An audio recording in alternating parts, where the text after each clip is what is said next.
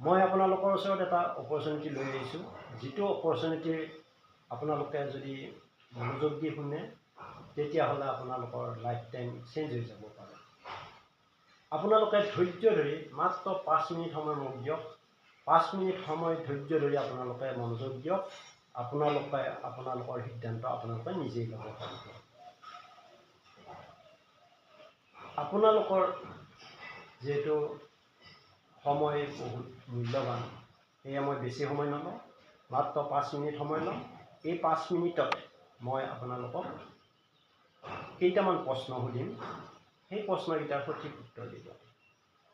যেনে প্ৰথম কথা হ'ল, আমাৰ চাৰিওফালে যিবিলাক মানুহ বাস কৰি আছে তাতে দুই ধৰণৰ মানুহ আছে, আম আদমি আৰু খাছ আদমি। এতিয়া কথা হ'ল, আমাৰ যিটো পৰিৱেশ, এই পৰিৱেশত যিবিলাক আছে প্ৰায় আম আদমি আছে। আম আদমি মানে হ'ল যিবিলাক মধ্যবিত্ত বা গৰীব শ্ৰেণীৰ লোক, সেইবিলাকৰ মাজতে আমি বাস কৰি আছোঁ। আৰু খাছ আদমি বুলি ক'লে যিবিলাক যদিও সিহঁতে আৰামদায়ক জীৱন যাপন কৰিব পাৰে। এতিয়া কথা হ'ল, আমি আম আদমিত থাকিব বিচাৰোঁ নে খাছ আদমিত থাকিব বিচাৰোঁ? প্ৰথম কথা হ'ল সেইটো। আমি নিশ্চয় বিচাৰিম আমি খাছ আদমিলৈ যাব। এতিয়া আপুনি যি কাম কৰি আছে সেই কামটো কৰি থকাৰ বিনিময়ত আপুনি 5 বছৰ পিছত খাছ আদমিলৈ যাব পাৰিবনে? আপোনালোকে নিশ্চয় ক'ব নোৱাৰি, কাৰণ আপোনালোকৰ সীমিত ইনকামৰ দ্বাৰা সেই অৱস্থালৈ যাব নোৱাৰি। নেক্সট, যদি মই কওঁ আপুনি যি কাম কৰি আছে সেই কাম কৰি থাকিয়েই এনেকুৱা এটা অপৰচুনিটিত আপোনালোকে যোগদান কৰি 5 বছৰ পিছত খাছ আদমিলৈ যাব পাৰে, তেতিয়া আপোনালোকৰ কেনে লাগিব? আপোনালোকে যাব বিচাৰিব নে নিবিচাৰে? কাৰণ আমাৰ সকলোৰে পৰিয়াল এটা আছে। এই পৰিয়ালটোক সুৰক্ষিত কৰিবলৈ হ'লে আমাক যথেষ্ট টকাৰ প্ৰয়োজন। আমি যিখিনি ইনকাম কৰোঁ সেই ইনকামেৰে আমাৰ যিখিনি অভাৱ, সেই অভাৱখিনি পূৰ কৰিব নোৱাৰোঁ। গতিকে আমাৰ এনেকুৱা কিবা উপায় আছে নেকি যে যিটো উপায়ৰ সহায়ত মই যিখিনি কাম কৰি আছোঁ, বৰ্তমান কৰি থকা কামখিনিৰ উপৰিও আৰু এক্সট্ৰা কিবা কাম কৰি আমি খাছ আদমিলৈ অলপ আৰামদায়ক জীৱন যাপন কৰিবৰ কাৰণে কিবা ব্যৱস্থা আছে নেকি? মই সেই বিষয়ে আজি অলপ আপোনালোকৰ আগত অৱগত কৰিম। নমস্কাৰ, মোৰ নাম মোহন শৰ্মা। মই এতিয়া এজন বিখ্যাত অল ফেমাছ অৰ্থনীতিবিদৰ এখন গ্ৰন্থৰ সাম্যক এটা ধাৰণা দিবলৈ ওলাইছোঁ। বিখ্যাত গ্ৰন্থ লিখাৰ ৰাইটাৰজনৰ নাম আছিল ৰবাৰ্ট কিয়চাকি। তেওঁ কি লিখিছিল? তেওঁ মানুহবিলাকৰ ওপৰত তেওঁ আমাৰ এই যে পৰিৱেশত যিবিলাক মানুহ আছে সেই মানুহবিলাকক তেওঁ বিশ্লেষণ কৰিছিল। অৰ্থনৈতিক ক্ষেত্ৰৰ ওপৰত তেওঁ বিশ্লেষণ কৰিছিল, অৰ্থাৎ বিশ্লেষণ কৰি তেওঁ পাইছিল 95% মানুহে কি পালে? আম আদমি পালে, আৰু 5% মানুহ খাছ আদমি পালে। এতিয়া এই 95% আম আদমি আৰু 5% খাছ আদমি কেনেকৈ পালে? তেওঁ তাৰ আগতে এটা অধ্যয়ন কৰিছিল যে আমাৰ ইনকামবিলাক কেনেকুৱা। তেওঁ ইনকামবিলাক দুই ভাগত ভাগ কৰিছিল। ভাগ দুটা মই দেখুৱাই দিছোঁ। তেওঁ দ্বিতীয় ভাগত ইনকাম, তাৰ আগতে তেওঁ কি আছে? ESBI ইনকামৰ ভাগটো তেওঁ এনেকুৱা এটা ভাগত ভাগ কৰিছিল। ভাগ কৰি দেখিলে যে ESBI মানে হ'ল এমপ্লয়ী। এমপ্লয়ী কোনবিলাক কোৱা হ'ব? যিবিলাকে ধৰ চৰকাৰী চাকৰি কৰে বা বেচৰকাৰী চাকৰি কৰে, মাহৰ মূৰত এটা মোটা দৰমহা বা নিৰ্দিষ্ট দৰমহালৈ পৰিয়াল পোহপাল দিয়ে। তাৰপিছত চেল্ফ এমপ্লয়ী বুলি ক'লে কোনবিলাকক বুজাব? যিবিলাকে নিজে নিজৰ ব্যৱসায় নিজে কৰে, অৰ্থাৎ কিছুমানে দোকান দিয়ে, কিছুমানে সৰু সুৰা ব্যৱসায় কৰে, বা কিছুমানে কাৰোবাৰ ঘৰত হাজিৰা কৰে, কিবা কৰে, এনেকৈ নিজে নিজৰ উপাৰ্জনটো উলিয়াই তাক কি বুলি কোৱা হয়? Self employed. তাৰপিছত বি মানে হ'ল বিগ বিজনেছমেন। বিগ বিজনেছমেন কোনবিলাকক ক'ব? যিবিলাকে তাৰমানে ডাঙৰ কোম্পানী খুলি বহুত মানুহ তাত নিয়োগ কৰি এটা ব্যৱসায় চলাই থাকে, সেইটো হ'ল বিগ বিজনেছমেন। আৰু আই মানে হ'ল ইনভেষ্টৰ। ইনভেষ্টৰ কোনবিলাকক ক'ব? যিবিলাকৰ যথেষ্ট টকা আছে, সেই টকাবিলাক ক'ৰবাত বিনিয়োগ কৰি তাৰ পৰা উপাৰ্জন লৈ জীৱিকা নিৰ্বাহ কৰি থাকে। এতিয়া এই চাৰিটা ভাগত আমাৰ ইনকামৰ এই চাৰিটা ভাগ তেওঁ বিশ্লেষণ কৰি পালে। তাৰপিছত তেওঁ অধ্যয়ন কৰিলে যেনে এই দুটা ভাগ, তাৰপিছত তেওঁ কি কৰিলে? দুটা ভাগত ভাগ কৰি, চাৰিটা ভাগৰ ইফালে এই দুটা এটা ভাগ কৰি দিলে আৰু এই দুটাৰ এটা ভাগ কৰি দিলে। দি উঠি বিশ্লেষণ কৰি পালে ইয়াত মানুহৰ সংখ্যা কিমান পাৰ্চেণ্ট? 95%। কিন্তু ইয়াত মানুহৰ সংখ্যা মাত্ৰ কিমান পাৰ্চেণ্ট? 5%। অৰ্থাৎ বেছিভাগ মানুহেই দেখিলে যে এমপ্লয়ী আৰু সেল্ফ এমপ্লয়ীৰ ভিতৰত আছে। এতিয়া কথা হ'ল ইয়াত মানুহৰ সংখ্যা বেছি, আমি নিশ্চয় গম পাম মানুহৰ সংখ্যা য'ত বেছি তাত ইনকামো বেছি, মানুহৰ সংখ্যা য'ত কম তাত ইনকামো কম। কিন্তু তেওঁ দেখিবলৈ পালে ইয়াত মানুহৰ সংখ্যা বেছি যদিও ইনকাম মাত্ৰ ইয়াত কিমান পাৰ্চেণ্ট আছে? 5% আছে। কিন্তু ইয়াত মানুহৰ সংখ্যা কম যদিও ইয়াত কিন্তু ইনকাম 95%। এইটো মানে এটা আচৰিত কথা নহয়নে? ইমান মানুহ আছে অথচ ইনকাম কম, আকৌ ইয়াত ইমান কম মানুহ আছে অথচ ইনকাম বেছি। তেওঁ এইটো চিন্তা কৰিলে কি কাৰণত ইয়াত ইনকাম বেছি, ইয়াত ইনকাম কম। কাৰণ ইয়াত ইনকাম কম, মানুহ বেছি, কিন্তু ইয়াত ইনকাম বেছি, মানুহ কম। তাৰপিছত তেওঁ বিশ্লেষণ কৰি চাই দেখিলে যে ইয়াৰে যিখিনি এমপ্লয়ী যিখিনিয়ে কাম কৰে সেইখিনি ইণ্ডিভিজুৱেল ৱৰ্ক কৰে, অৰ্থাৎ নিজে নিজৰ কাম কৰে। কিন্তু ইয়াৰ এই ভাগটোৰ মানুহখিনি দেখিবলৈ পালে তেওঁলোকে টিম ৱৰ্ক কৰে।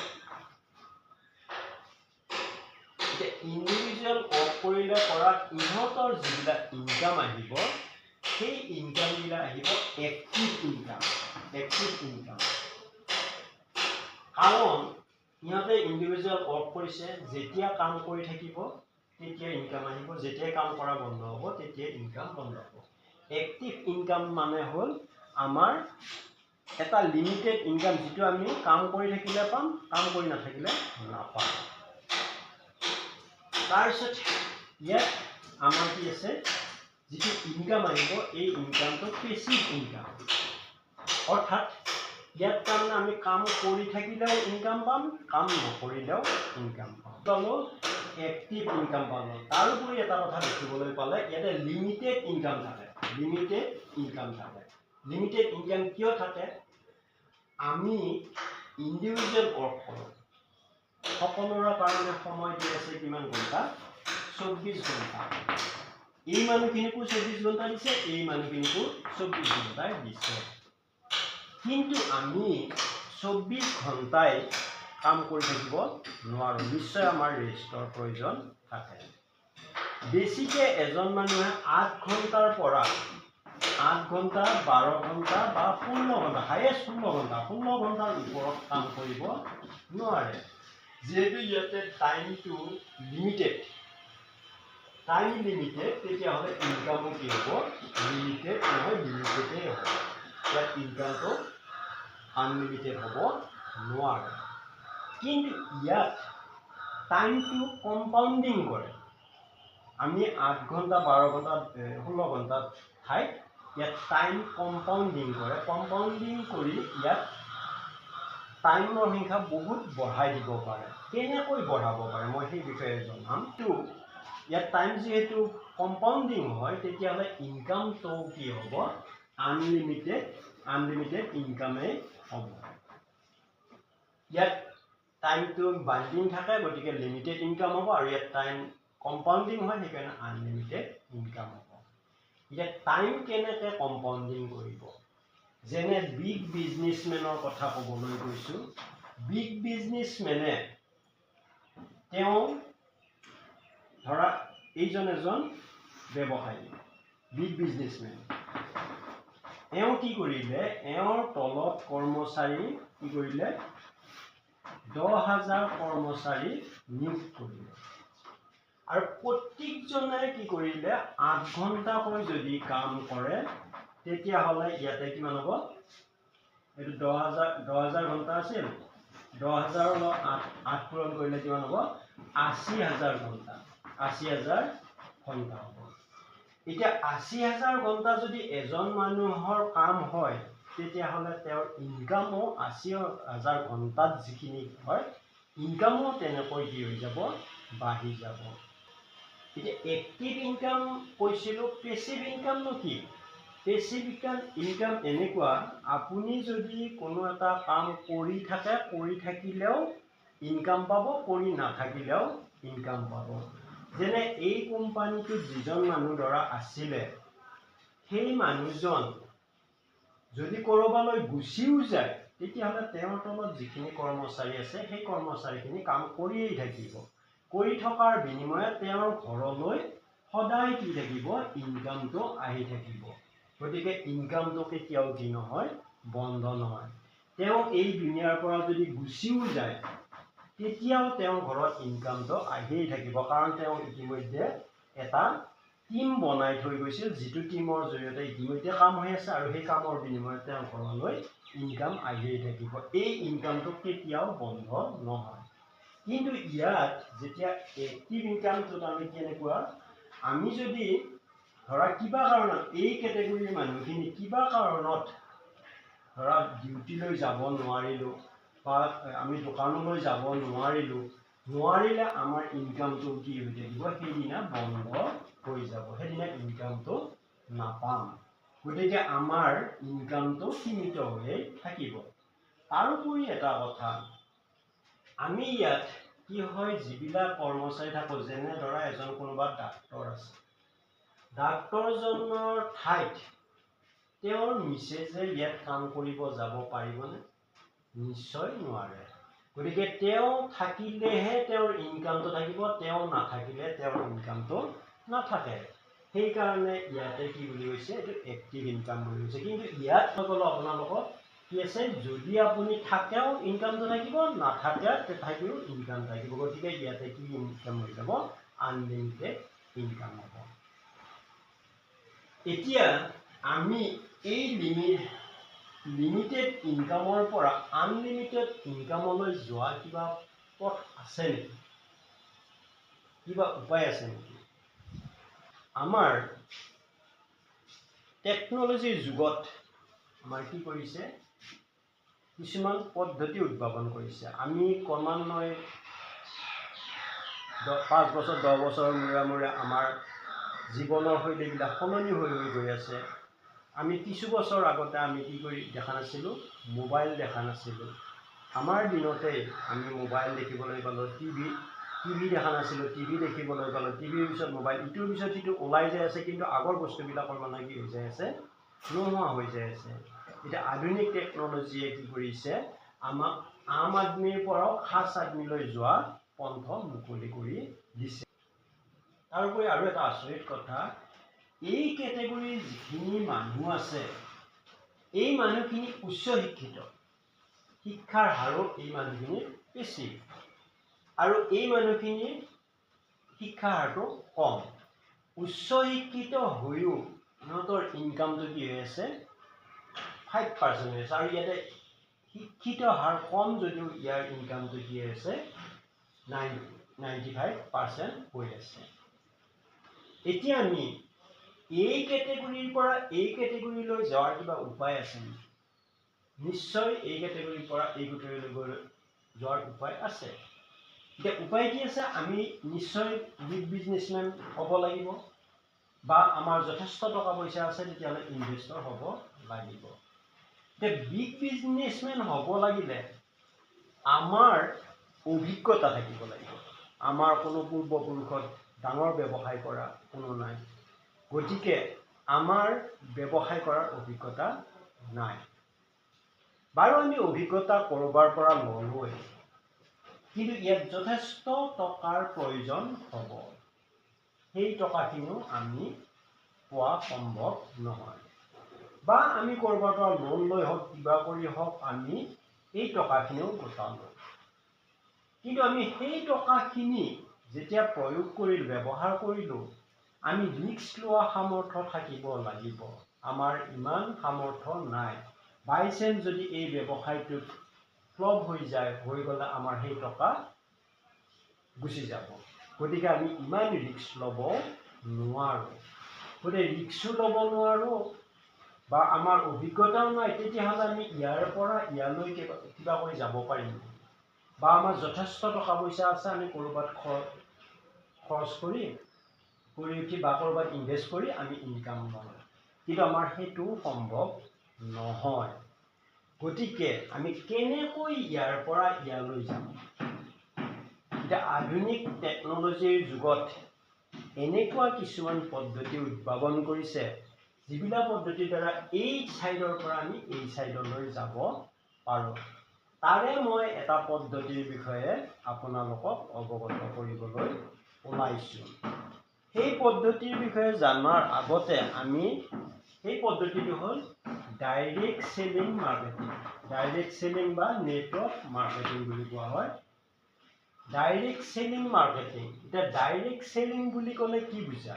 আমি ডাইৰেক্ট মানে প্ৰত্যক্ষভাৱে, চেলিং মানে বিক্ৰী কৰা, আমি প্ৰত্যক্ষভাৱে বিক্ৰী কৰা। এতিয়া মানুহে ভাবি লয় ডাইৰেক্ট চেলিং মানে আমি বস্তু এটা ক'ৰবাৰ পৰা আনি ঘৰে ঘৰে কি কৰিব লাগে? বিক্ৰী কৰি ফুৰিব লাগে। কিন্তু প্ৰকৃততে সেইটো নহয়। ডাইৰেক্ট চেলিং মানে হ'ল য'ত উৎপন্ন হৈছে তাৰ পৰা ডাইৰেক্ট আমি কাষ্টমাৰলৈ পঠিয়াই দিয়া, সেইটোৱে কোৱা হয় ডাইৰেক্ট চেলিং। এতিয়া ডাইৰেক্ট চেলিঙৰ যোৱাৰ আগতে আমি এখন বজাৰৰ বিষয়ে জনাটো আমাৰ প্ৰয়োজন। সেই বজাৰখননো কি? সেই বজাৰখনৰ বিষয়ে আমি জানিব লাগিব। সেই বজাৰখন হ'ল ট্ৰেডিশ্যনেল মাৰ্কেটিং। এতিয়া ট্ৰেডিশ্যনেল মাৰ্কেটিং কেনেকুৱা বস্তু? আমি পূৰ্বপুৰুষৰ পৰাই, আমাৰ এই ককা আজোককা দিনৰ পৰাই আমি যিবিলাক প্ৰয়োজনীয় বস্তু লাগে, সেই বস্তুবিলাক ওচৰৰ দোকান এখনৰ পৰা গৈ লৈ আহোঁ। আমি কোনোবা দিনা ভাবি চাইছোনে সেই বস্তুটো কোম্পানীয়ে কিমান দামত বনাইছে? আমি নিশ্চয় ভাবি চোৱা নাই। ধৰা কোনো এটা বস্তুত লিখা আছে 100 টকা, আমি তাক 100 টকা দোকানত গৈ আমি তাক 100 টকা দিয়ে কিনি আনিছোঁ, কিন্তু প্ৰকৃততে সেই বস্তুটো 100 টকাত বনাইছেনে? নিশ্চয় বনোৱা নাই। সেয়ে আমাৰ ট্ৰেডিশ্যনেল মাৰ্কেটিঙত কেনেকুৱা?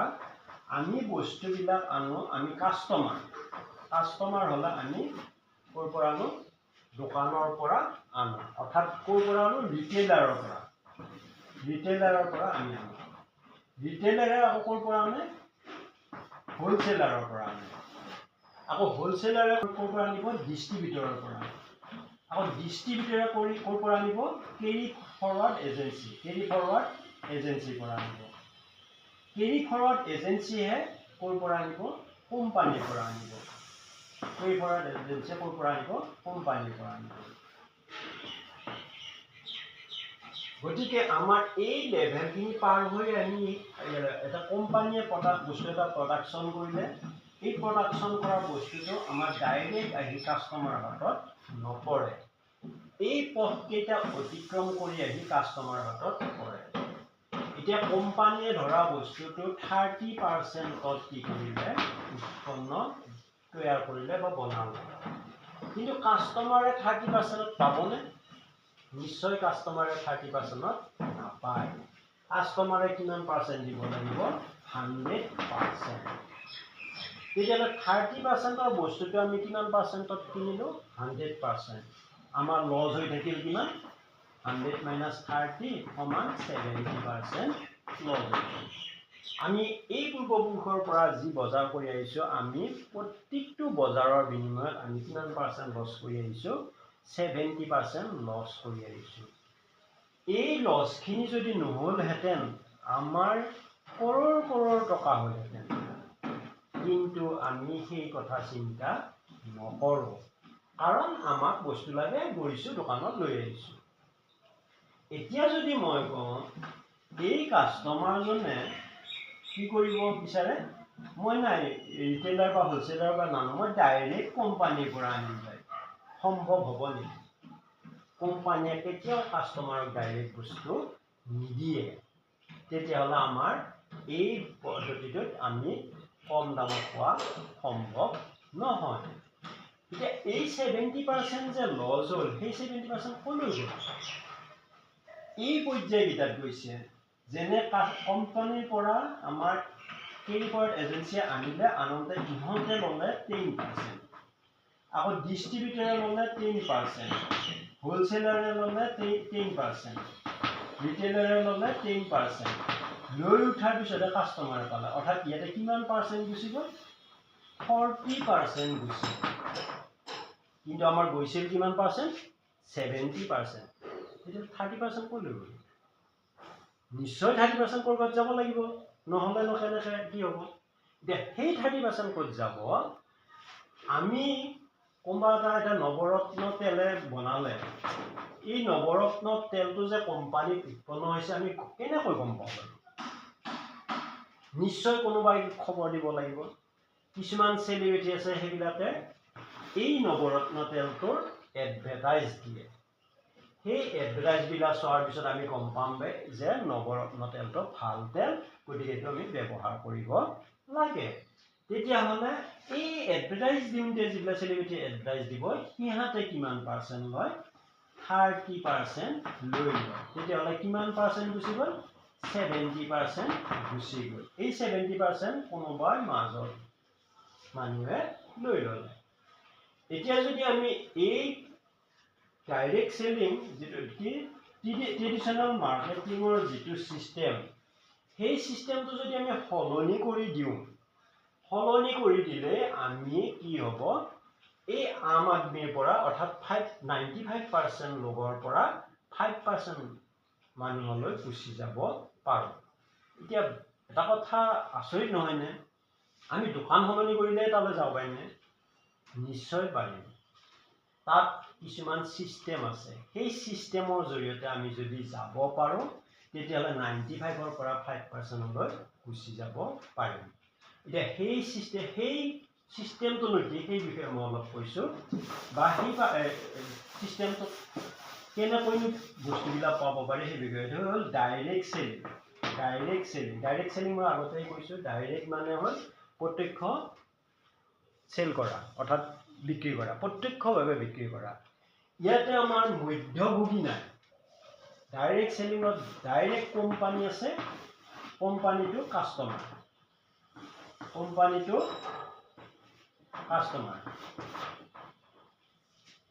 কোম্পানীৰ পৰা আমি ডাইৰেক্ট কি কৰিব পাৰোঁ কাষ্টমাৰে পাব পাৰোঁ এতিয়া কোম্পানীৰ পৰা কাষ্টমাৰে যেটো ডাইৰেক্ট পাব সেইকাৰণে ইয়াক কি বুলি কোৱা হয় ডাইৰেক্ট সেলিং বুলি কোৱা হয় কিন্তু ই ঘৰে ঘৰে বিক্ৰী কৰি ফুৰা ব্যৱসায় নহয় এতিয়া ডাইৰেক্ট সেলিংটো আমি কোম্পানীৰ পৰা কাষ্টমাৰলৈ কেনেকৈ পাম ইয়াত সিস্টেম আছে ইয়াতো আমাৰ কি আছে 30% বস্তুটো উৎপন্ন হয় কাষ্টমাৰ হিচাপে যদি আমি কিনো তেতিয়াহ'লে ইয়াতে 100%তে কিনিব লাগিব কিন্তু ইয়াত কিছুমান পদ্ধতিৰ জৰিয়তে আমি 100%ত নিকিনি আমি কি কৰিব পাৰোঁ 30%তে বস্তুটো কিনিব পাৰোঁ কেনেকৈ কিনিব পাৰোঁ ইয়াত আমি এটা আইডি কৰি ল'ব লাগে আইডি কৰি ল'লে ইয়াতে কনজিউমাৰ ডিষ্ট্ৰিবিউটৰ হৈ যাব তাৰমানে প্ৰত্যেকটোৱে যিয়ে আইডি কৰিব সিয়ে ডাইৰেক্ট কনজিউমাৰ ডিষ্ট্ৰিবিউটৰ হ'ব অৰ্থাৎ সি কি হ'ব প্ৰত্যক্ষভাৱে ইয়াৰ পৰা বস্তুটো পাব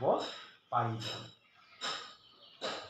গতিকে এই মাৰ্কেটত আমি ট্ৰেডিশনেল মাৰ্কেটত যিবিলাক বস্তু পাওঁ ডাইৰেক্ট সেলিং মাৰ্কেটতো সেই বস্তুখিনিয়ে পাওঁ মাত্ৰ আমি কি কৰোঁ ট্ৰেডিশনেল মাৰ্কেটৰ পৰা যদি ডাইৰেক্ট সেলিং মাৰ্কেটলৈ যাব পাৰোঁ অৰ্থাৎ ডাইৰেক্ট চেলিঙত যদি বস্তুটো আমি ব্যৱহাৰ কৰিব পাৰোঁ তেতিয়াহ'লে আমি 95%ৰ পৰা 5%লৈ যাব পাৰিম। আমি ডাইৰেক্ট চেলিঙৰ বিষয়ে জনালোঁ। ডাইৰেক্ট চেলিং কেনেকুৱা কি বস্তু। ডাইৰেক্ট চেলিং বুলি ক'লে আমাৰ ইণ্ডিয়াত ডাইৰেক্ট চেলিং বহুতো আছে। আমি কোনবিলাকত যোগ দিম বা কোনটো কোম্পানীত, কোনটো ডাইৰেক্ট চেলিং কোম্পানীত আমি নিজকে প্ৰতিষ্ঠাপিত কৰিব পাৰিম বা কোনটো ডাইৰেক্ট চেলিঙলৈ আমি যাম, সেই বস্তুখিনি জনাৰ আগতে আমি কেইটামান কি কৰিব লাগিব, পইণ্ট জানিব লাগিব। আমি কোম্পানী এটা কেনেকৈ চইচ কৰিম। ভাল কোম্পানী এটা চইচ কৰিবলৈ হ'লে আমাৰ কি কি থকা প্ৰয়োজন। নেটৱৰ্ক চায়েন্সে কৈছে যদি কোম্পানী এটা চিলেক্ট কৰিব লাগে তেতিয়াহ'লে 5টা ক্ৰাইটেৰিয়া থাকিব লাগিব। যেনে 1 নম্বৰ পাৱাৰফুল মেনেজমেণ্ট, 2 নম্বৰ হ'ল প্ৰডাক্ট। প্ৰডাক্ট থাকিলেই নহ'ব, প্ৰডাক্টটোৰ কোৱালিটি ভাল হ'ব লাগিব। ৰেট তাৰমানে সাধাৰণ শ্ৰেণীৰ পৰা ডাঙৰ শ্ৰেণীলৈ সকলোৱে কি কৰিব পৰা হ'ব লাগিব, ব্যৱহাৰ কৰিব লাগিব। ৰেঞ্জ বুলি ক'লে আমি good morning to good night আমি ব্যৱহাৰ কৰা প্ৰডাক্ট থাকিব লাগিব। 3 নম্বৰত কৈছে কমন এডুকেশ্যন ছিষ্টেম। আমাৰ যদি এডুকেশ্যন ছিষ্টেম নাথাকে তেতিয়াহ'লে আমি তাত কি কৰিব নোৱাৰোঁ, ছাকচেছ হ'ব নোৱাৰোঁ। আপোনালোকক কোনোবাই কি কৰিব, কোম্পানী এটা মটিভেট কৰি জইন কৰাই থৈ যাব, কিন্তু আপুনি তাত কোনো এডুকেশ্যন নাপায়। নোপোৱাৰ ফলত আপুনি ফিল্ডত গৈ বিভিন্ন প্ৰশ্নৰ সন্মুখীন হ'বলগীয়া হয়, যিবিলাক প্ৰশ্নৰ আপুনি উত্তৰ দিব নোৱাৰে। কিন্তু যিটো কোম্পানীত এডুকেশ্যন ছিষ্টেম থাকিব সেই কোম্পানীত আপুনি জইন কৰক, তাতে এডুকেশ্যন লৈ আপুনি আপোনাৰ উদ্দেশ্যত উপনীত হ'ব পাৰিব। লাৰ্ণ কৰিলেহে আমাৰ আৰ্ণ হয়, গতিকে শিকিলেহে উপাৰ্জন বৃদ্ধি পায়। গতিকে আপুনি কি কৰিব লাগিব, এডুকেশ্যন থাকিব লাগিব, অৰ্থাৎ যিটো কোম্পানীত এডুকেশ্যন থাকিব সেই কোম্পানীত জইন কৰক। নেক্সট ক'লে ৰয়েল লিডাৰশ্বিপ। ৰয়েল লিডাৰশ্বিপ কোনবিলাকক কয়, যিবিলাকে তাৰমানে কি কৰে, আপোনাৰ টপ টু বটম সকলোৱে সকলোকে কি কৰি থাকে, সহায় কৰি থাকে। ডাঙৰ ডাঙৰ লিডাৰ থাকে, যিবিলাক লিডাৰে তলৰ মানুহবিলাককো কি কৰে, তেওঁলোকৰ পৰ্যায়লৈ নিবলৈ চেষ্টা কৰি থাকে। কিন্তু কিছুমান কোম্পানীৰ আপোনাক জইন কৰাব, কৰি উঠি লিডাৰে খবৰ নলয়, আপুনি সিফালে ফিল্ডত বিভিন্ন সমস্যাৰ সন্মুখীন হৈ বহি থাকে। গতিকে কোম্পানী এটাত জইন কৰিব লাগিলে তাত লিডাৰ কেনেকুৱা হয় সেইটো চাব লাগিব। নেক্সট আহিল চিম্পল এণ্ড কেৰিয়াৰ বেছ প্লেন। চিম্পল সাধাৰণ প্লেন হ'ব লাগিব আৰু সেই প্লেনটোত কেৰিয়াৰ থাকিব লাগিব। আপোনাক কিছুমান কোম্পানীত জইন কৰালে আপুনি পইচা পালে,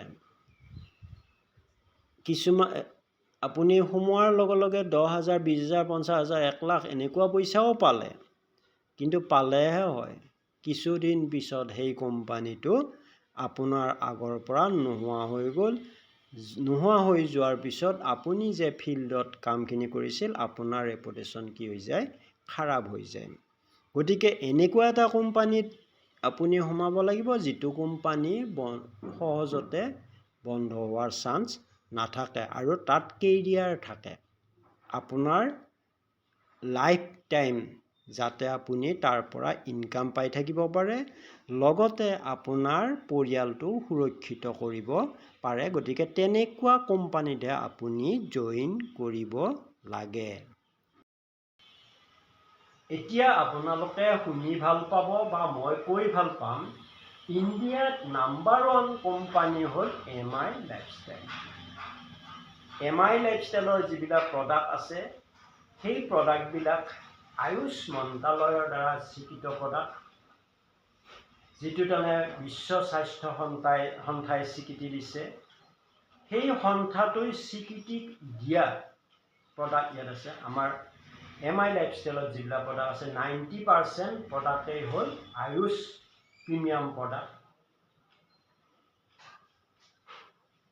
ইয়াত আৰু এটা আছে যিবিলাক আমাৰ ব্ৰেণ্ড আছে, যেনে এলিমেণ্ট ৱেলনেছ ব্ৰেণ্ড। যিটো এলিমেণ্ট ৱেলনেছ ব্ৰেণ্ড, সেই ব্ৰেণ্ডটো 2019, 2022, 2024 চনত best health care award brand পাবলৈ সক্ষম হৈছিল। আমাৰ MI লাইফষ্টাইলত যিবিলাক প্ৰডাক্ট আছে সেইবিলাক আমাৰ 6টা ব্ৰেণ্ডৰ প্ৰডাক্ট আছে। সেই ব্ৰেণ্ডবিলাকৰ বিষয়ে মই পিছত জনাম। এতিয়া আমি গম পালোঁ যে কি হয়, আমি 95%ৰ পৰা আমি 5%লৈ যাব লাগিলে আমি নিশ্চয় ডাইৰেক্ট চেলিং কৰিব লাগিব, ডাইৰেক্ট চেলিং মাৰ্কেটিং। আৰু ডাইৰেক্ট চেলিং মাৰ্কেটিং কৰিলেই নহ'ব, অৰ্থাৎ সেই ডাইৰেক্ট চেলিং কৰিব লাগিলে যিটো কোম্পানীত জইন কৰিবা সেই কোম্পানীটোত আমাৰ থাকিব লাগিব কি বুলি ক'লোঁ, পাৱাৰফুল মেনেজমেণ্ট থাকিব লাগিব। তাৰপিছত প্ৰডাক্ট, গুড প্ৰডাক্ট থাকিব লাগিব। তাৰপিছত থাকিব ৰয়েল লিডাৰশ্বিপ থাকিব লাগিব। তাৰপিছত এডুকেশ্যন ছিষ্টেম থাকিব লাগিব। এই বস্তুখিনি যদি থাকে সেই কোম্পানীত আপুনি জইন কৰক, আপোনাৰ লাইফষ্টাইল সলনি হ'ব। মই আজি এইখিনি কৈয়ে মোৰ BOP যিটো প্ৰেজেণ্টেশ্যন সেইটো সামৰণি মাৰিছোঁ। ধন্যবাদ।